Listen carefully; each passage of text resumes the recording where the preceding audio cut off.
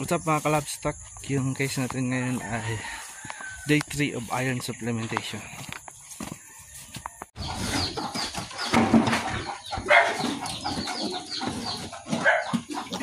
Grabe ka ba?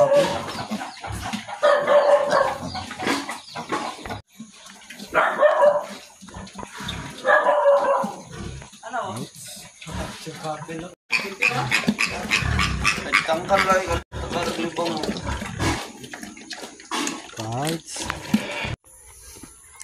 yung yun guys, yung case natin ay iron supplementation sa isang mga litter of pigs na day 3.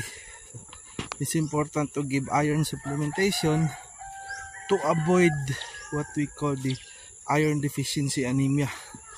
Nagiging bansot yung mga biik natin. So sa mga kahag racers natin dyan, importante na mag-supplement tayo ng iron day 3 at saka sa day 15 para maiwasan natin na mabansot yung mga biik natin for a better monetary value.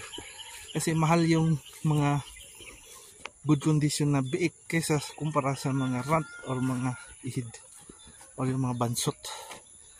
So basic care, iron supplementation. So I prefer na dun mag-inject sa hamstring kaysa sa dito sa leeg kasi baka ma-damage yung cervical nerve sa kakapiglas. So may mga cases na magkakaroon ng cervical paralysis.